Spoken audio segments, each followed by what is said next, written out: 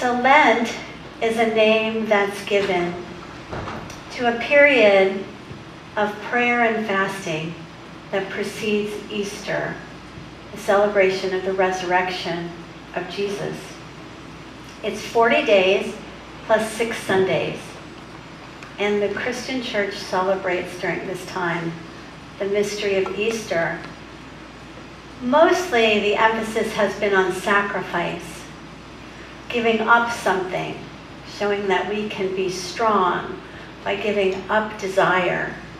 But in Unity, we've taken a different approach, and that is to fast from those things that are obstacles on our spiritual path. Fast from things that harm us and others, and feast on those things worth celebrating, our spiritual virtues, the things that bring joy to our families, our friends, our lives, and those things that are imperishable, like love, kindness, extending generosity to someone in need. Those are the things we want to feast on. In ancient times, in first century Christianity as well, rebirth and the dying of the old limited self, the releasing of what no longer serves us, is what was symbolized by Easter. So baptism was always held on Easter, symbolically being reborn, washing away all the sins, all the mistakes, all the errors, and becoming pure in spirit. In ancient times, people sat by the pool of Bethesda and waited for the water to be stirred up, believing that it was God and angels that troubled the water. And if you went in at just the right time, everything would be washed away. This is a common practice. I've been to the Kumbh Mela in India, and they totally believe, many of millions of Hindus believe, that if you put your foot in the Ganges during this time, which happens to be Easter for us, during this time, everything is washed away. Everything before that has held you back, any mistakes, any pain, any suffering, is released upon you entering that river. How many of you saw the movie Harriet? Remember the song? Wade in the water. Sing it if you know it. Wade in the water, children. Wade in the water.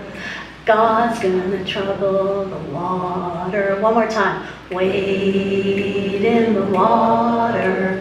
Wade in the water, children. Wade in the water. God's gonna trouble the water. This is from the 5th chapter of John. Jesus, at this point in his ministry, had done a lot of healing work and performed what people called miracles that he called ordinary human behavior. In this particular case, he was walking by the pool of Bethesda in Jerusalem. At the Sheep's Gate, there's a pool in Hebrew called Bethesda, which has 5 porticos. And in these laid many invalids, blind, lame, and paralyzed. One man had been there ill for 38 years. When Jesus saw him lying there, knew he'd been there for such a long time, he said, "Not do you want to be healed," which is what he often said. In this particular case, he said, "Do you want to be whole and well?" Do you want to be whole and well? Sir, I have no one to put me in the pool when the water is stirred up. And while I'm trying to crawl there, someone steps on me or pushes me aside. Blah, blah, blah. Jesus says to him 3 things. Stand up, take up your mat, and walk.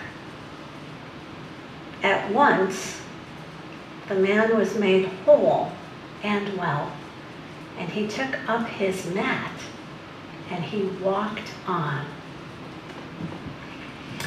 And while he was walking, he ran into some Pharisees and some Sadducees who were very disturbed that he was carrying his mat after being healed on the Sabbath day.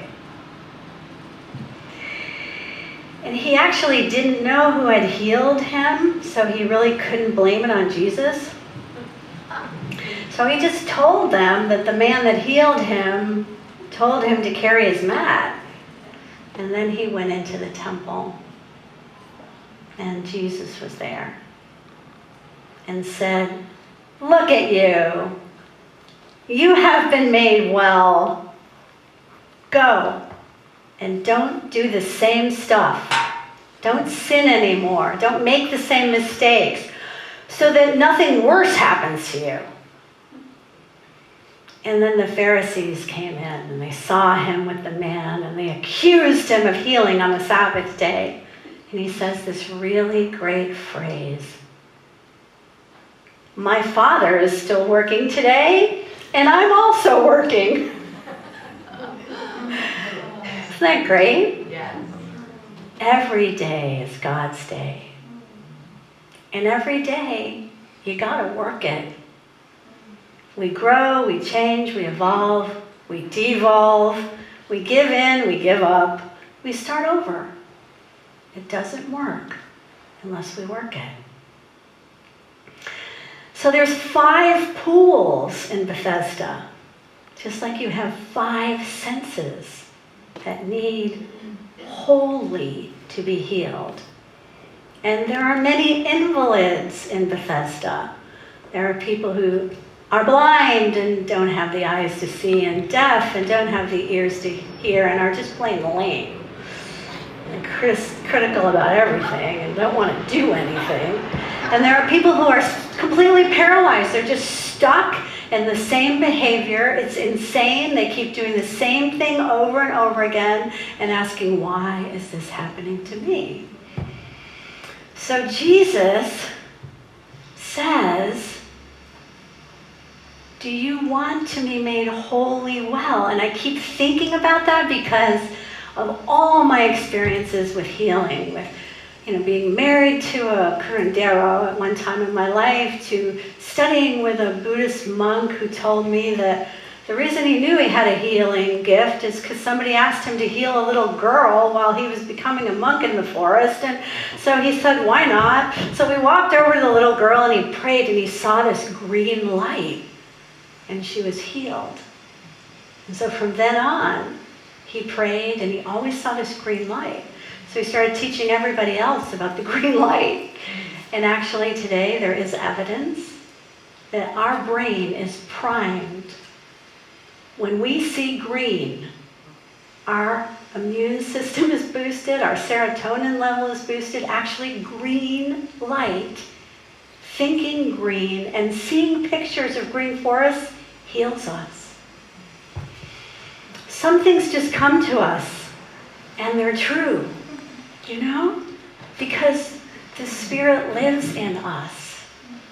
And what I've noticed through being around all these shamans, all these healers, and all these fake people who heal people, one of my most fun experiences in ministry to this day was when this person that said he was a Tibetan monk came to my very first church after ministry, Judi by the Bay. It's been long enough that I can tell the truth about this now, because we decided we weren't going to tell the truth because then maybe everybody would get sick. So this person that we later found out was not a Tibetan monk came with a mandala that said everyone would be healed with this mandala. And people were healed. He was there for 3 days, and people were healed of lupus, cancer, all kinds of catastrophic illness. And then he wanted to come back.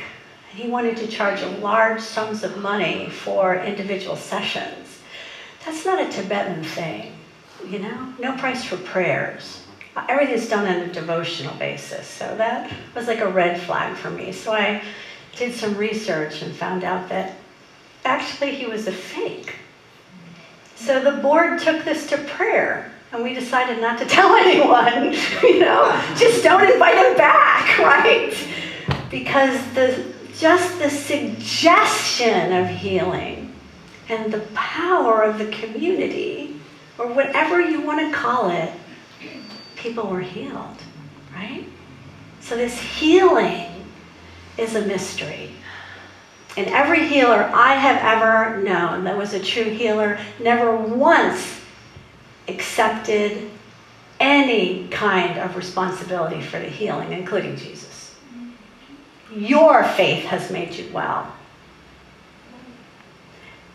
At 110, 111, my teacher would be so surprised, as if it happened the first time when someone was healed, after 65 years of doing that work. So Jesus is teaching us something very important here.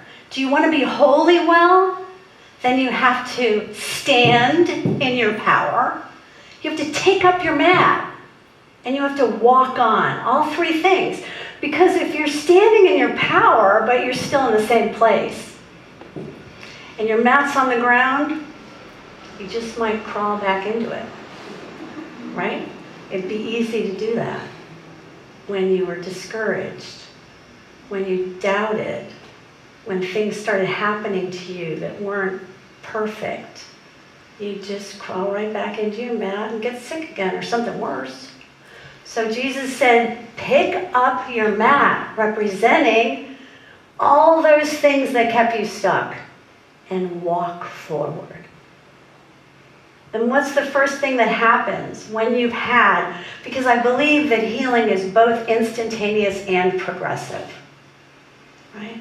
Because you can be completely healed. One time I went to a meditation retreat for 10 days, silence, no glasses. When I got back to my car and put my glasses on, I couldn't see because my eyes were healed. But I talked myself out of it. Yeah, because at that time in my life, that just wasn't going to be possible for me to hold on to that belief that just by sitting in meditation, I could heal my eyes. I was very young, and I just canceled it out. And there's many more stories of my healing of my eyes after that. But it doesn't matter. It taught me that, yes, I can be healed. But I have to work it. I have to believe it. I have to let go of my old beliefs. I have to walk on. I have to stand and walk. And I have to believe it, and I have to act on it, and I have to clean up all the other things. Myrtle Fillmore talked about in one time of her life, after she'd healed tuberculosis. You all know who Myrtle Fillmore is? She's the co-founder of this movement. And if it wasn't for her hearing, I'm a child of God, you do not inherit sickness, I'm a child of God, I inherit all of the things that God has, including perfect wellness. And so she worked with that. But she still got sick after that, like colds and flus and those kind of things. And she writes about how she had to clean up her emotional intelligence. She actually had to learn not to be so stoic. You know, Stoicism was a big thing in 1898. You know, just stuff it up. You know, ladies, they don't show how they feel. And she had to work with that. She had to learn to feel and identify her feelings, but not pitch a tent in them. Breathe through them, and then be in the flow of that great energy, because emotion is energy in motion. And so if you're angry and you can identify that, you can clean your house really well. You can exercise really well. You can use that energy to fuel positive things instead of hatred and other negative vices. So the Pharisees telling this man, you can't be healed on the Sabbath, you can't carry your mat, are symbolic of our own voices. That inner roommate that's going to tell us it's impossible to heal, to prosper, to overcome anything and everything. And also our friends who have the best intentions and really just don't have the consciousness that you can be healed by other means, except maybe you have to go see a doctor, or you have to do this, or you have to do that. How many of you get overwhelmed by the amount of advice you get when you tell someone you're sick? Especially really sick. Everyone has a cure. And Unity has never said don't do any of those things. Unity has always said be whole and well. Use whatever means are going to get you well. Diet, exercise, all the things that medicine has to offer us. But discern it. Pray about it. That's the greatest healing power, is in consciousness. Actually, Unity is not a new method of healing at all. Charles and Muriel Fulmer both said, it's really just the evidence of spiritual evolution. Unity is a spiritual movement. The healing that resulted from it, that's just a perk. Right? And it's not necessarily a reflection of your consciousness because you don't heal something in this lifetime. How many causes and conditions are there to be wholly well? I remember His Holiness the Dalai Lama's last incarnation. They said, why is he dying so young? How come he's dying? But when you look at what happened with him in that hospital, it was amazing. It was completely amazing how many people were touched by his illness. So there's often a far greater thing going on than we can currently see, beyond the physical.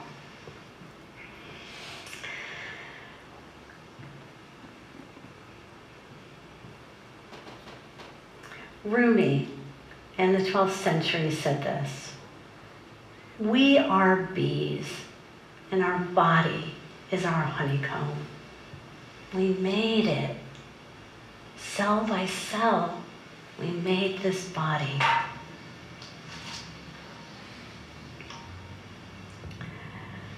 So the message of this scripture, John 5, you should all read it, the whole thing. It's got so much really great material in it. But the overall message is that you can walk beyond your fear. You can walk beyond your insecurity. You can take up positive steps to become wholly well. God is always working with us if we work with God. And true human beings on a spiritual path are always working it. We're the owners, the designers, the construction workers, and the plumbers of this great home. Our body, it's a glorious temple. And we are the ones that determine how to care for it, what materials to build with it. And we all should have an alarm system to keep all the criminals and the vandals and the Pharisees from stealing our abundance, stealing our health by their negative thoughts, negative news, by their depressing facts that implode us every day. And we have to learn emotional intelligence. It's like having flood insurance. If you are too emotionally overwhelmed, you will not be able to navigate this world. So constantly asking ourselves the question, how is this reaction to this situation moving me forward? Is this helping me and the world? I want to remind us that you and I, and only each one of us, are the master of our thoughts, our feelings, and our body temple. And nothing can determine how you are going to think or act but you. I also want to remind us that it's really good to have gatekeepers for speech. So you can, and you may know this. Next one. These are the 3 questions to ask ourselves every time we speak, every time we send an email, every time we make a choice, because our words have power. They can hurt people, even though that little child rhyme says sticks and stones, It's not true. Our words actually do heal people, and they also hurt people. So, is it kind? Can we phrase it another way if it's important to say? Can we say it in a way that is kind? Is it true? Or did you hear it from someone else? Is it just gossip? Were you there? Do you know it's true? Or are you just repeating horrible news? Horrible thoughts? Are you just passing on something that disturbs you? If so, go to your yoga mat. Get your head on straight. Find something good in the situation and then respond. And is it necessary? How much unnecessary conversation is there in this world? One of my greatest gifts is Buddhist concept of no unnecessary talking. It's called noble silence. Only speak if it's absolutely necessary. It's great. I never would have survived as the apprentice supporter of my Buddhist teacher for all those years if we didn't practice noble silence. It would have made me crazy, completely crazy. To be with that many sick people who talked all the time, not a good thing. Is it the right time? Is the person tired? Is the person sick? Is the person open to receiving this information? Did they even ask your opinion? Is it the right time? So these are really important questions to ask ourselves, whether we're talking about people, places, or events. We need to hear positive, uplifting, optimistic words. And we can use our imagination for that. We can picture it differently. We can see the good in it. We can go deep and find the far greater thing that's happening than we can currently see with our physical eyes. But because we are people of faith, we know it's there. And we focus on that. Actually, the Anglo-Saxon word for Lent comes from spring. So it means rebirth. It's a time of awakening, a time of flowering, a time of blossoming. And the point of the practice of Lent, or any other spiritual practice, is relief from suffering.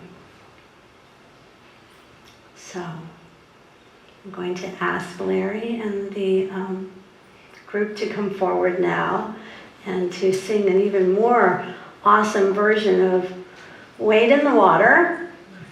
as we remember that water is first medicine, that water cleanses us, that rain showers the earth with blessings, that Jesus promised us living water, and that our words, if they're kind and true and necessary and at the right time, can be like troubling the water, can be, because we're all water, right? Can be this refreshment to humanity. So let's agree we're going to stand, take up our mat, walk on.